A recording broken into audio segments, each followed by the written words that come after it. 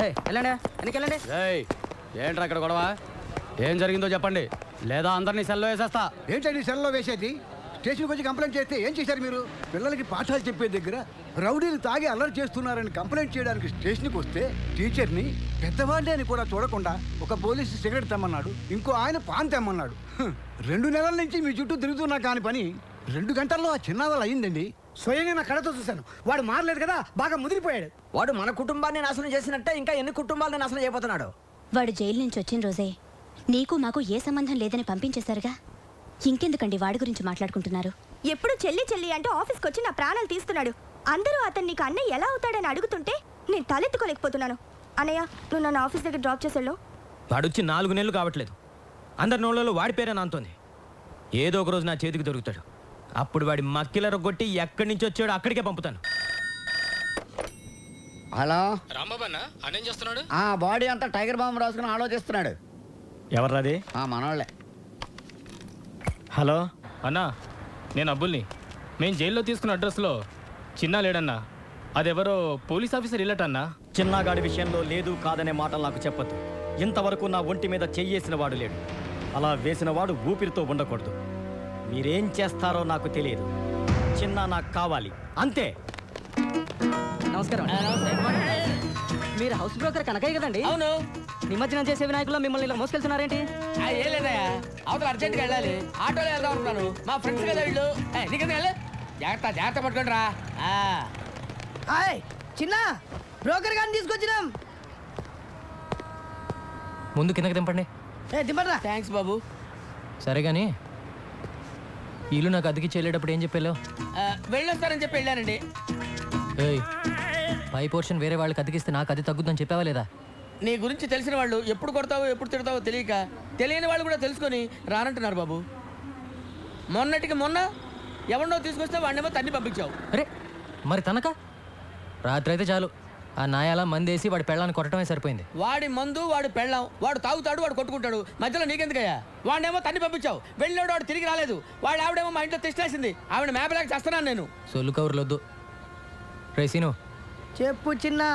వారం రోజులు కొత్త పార్టీ రాకపోతే వాడి ఇల్లు ఖాళీ చేసేసి వాడిని వాడి పెళ్ళాన్ని పైకి షిఫ్ట్ చేయి. మహాప్రభు, నన్ను ఈ బాధ నుంచి ఎవరు కాపాడుతారు దేవుడా?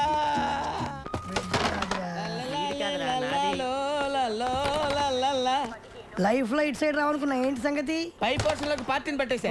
ఇక్కడికి వచ్చేద్దామే అనుకుంది. Commissioner of police.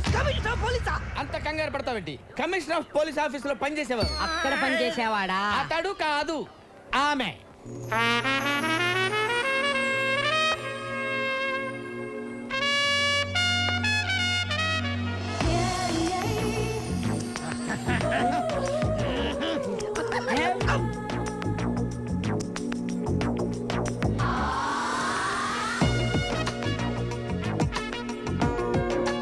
హలో రామ్మా, ఇదేనని చెప్పి వీళ్ళు చూసిరండి.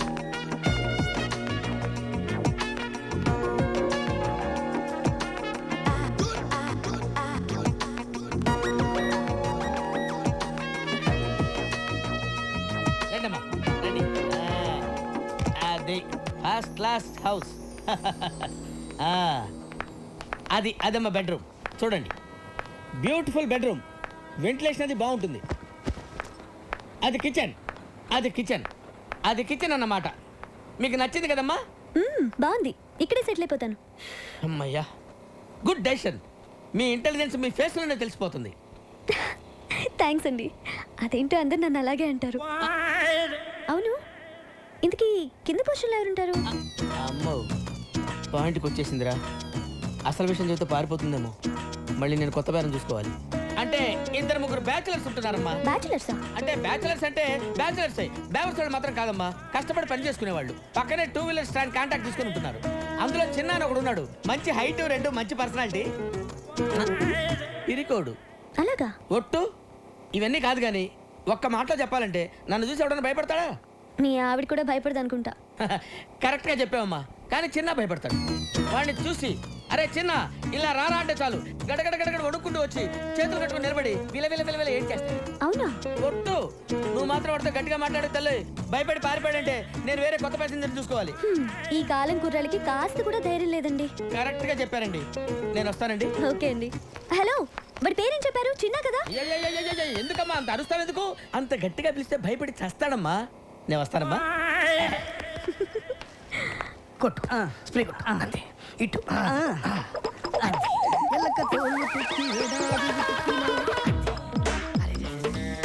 ఇంకో బట్టి కొట్టు అది కూడా స్టాండ్ లో ఉద్యోగాలు మానేసి సర్కస్ లో జాయిన్ అయ్యే ప్లాన్ వేసారా మీరు? మేము నీ కంటికి సర్కస్ లో బఫూన్ లాగా కనబడుతున్నామా? ఎప్పుడు చిరిగిపోయిన చడ్డీలు వేసుకునేవాడివి, నీకెందుకు నవ్వకో. వర్షంలో తడిస్తేనే స్నానం అనుకునేవాడివి, తమరికి తల స్నానం అవసరం వచ్చిందా ఇప్పుడు? ఏమైందిరా మీకు? 2 నిమిషాల్లో సైకిల్ స్టాండ్ ఉండకపోతే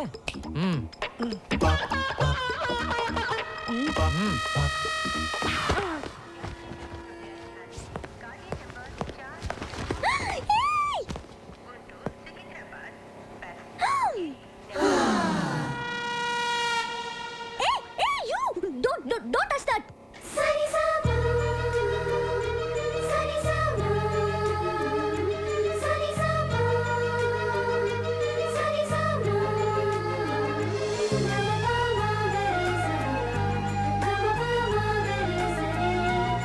టచ్ చేద్దానా?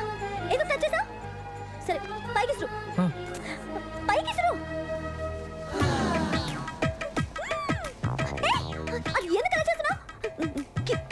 కింద పడేయ్. కింద పడేయ్. కింద పడేయ్. కింద పడేయ్. నువ్వు అక్కడే ఉండు. వస్తున్నా. వస్తున్నా.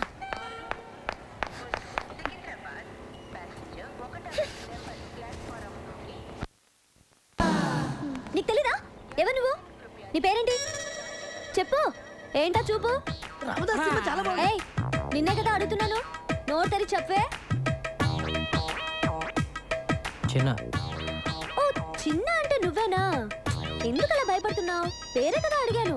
ధైర్యంగా చెప్పొచ్చు కదా. ఇంకా కాసేపట్లో అమ్మాయి చంప పగలబోతుంది. ఇప్పటికే ఆ ప్రోగ్రామ్ ఫినిష్ అయిపోయి ఉండాలరా. ఎందుకు లేట్ అయినట్టు? నేనెవరో తెలుసా? కమిషనర్ ఆఫీస్లో పనిచేస్తా. అందమైన అమ్మాయిందని అప్పుడప్పుడు ఇలా రావటం, నాకు సైట్ కొట్టడం లాంటి వెధ వేషాలు వేసావంటే లోపలికి తోసేస్తాను. జాగ్రత్త. నీతో ఇంకో 2 ఉంటున్నారే, ఒకడు అమావాస్య రాత్రి పుట్టిన కాకిలాగా, మరొకడు వంకాయకి కాళ్ళు చేతులు పెట్టినోడ్లాగా.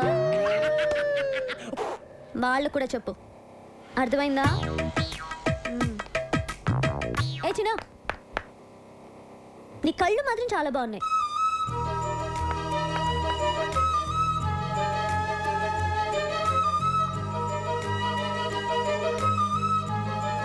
నువ్వేమో ఎంత చెప్పినా వినిపించుకోవు.